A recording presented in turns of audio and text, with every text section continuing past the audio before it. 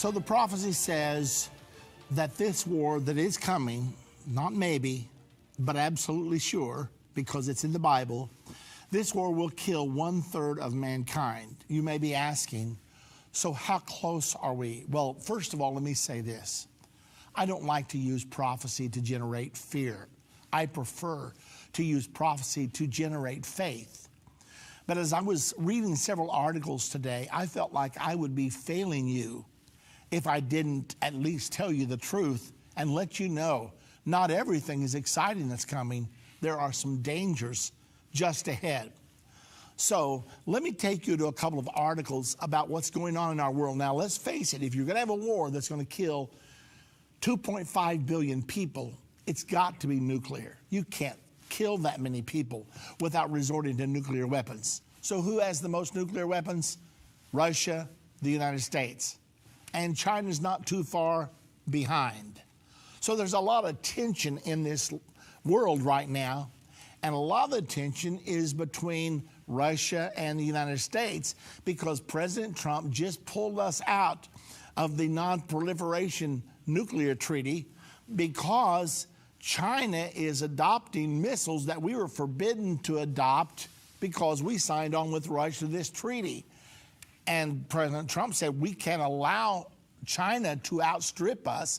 So he said we have to pull out. Well, Russia retaliated by also pulling out.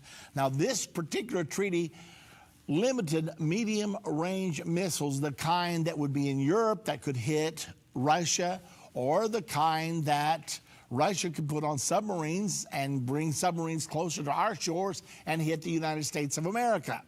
In the meantime, China is not to be ignored. Now, here's why.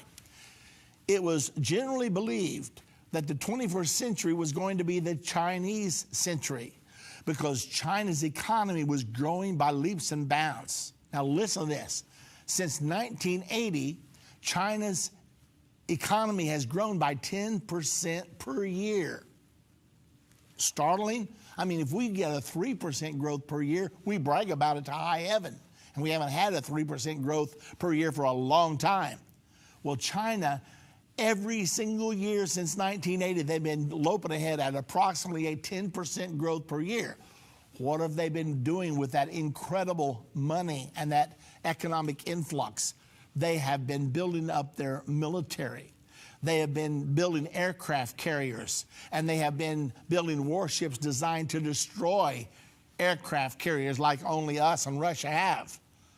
So now we're looking at China. They are determined to claim their rightful place on the world scene because they have 1.3 billion people. The United States of America has 320 million people. So they have 4 to 5 times our population. China wants to claim its proper role as the leader on the world scene. However, many U.S. leaders say we cannot allow this to happen, and rightfully so, because what's it going to be like when a world Marxist dictator ends up dominating the entire world? We can't let that happen. Our leaders know that we can't let that happen. Consequently, President Trump is moving to head it off at the pass. Now, one of the big problems is we've been running a budget deficit with China for many years. I think about $500 billion last year they took out of the U.S. economy. So we got $500 billion poorer, and they got $500 billion richer. And Donald Trump said, we're not signing that kind of a trade deal anymore. That is ludicrous, which of course it is. He's right.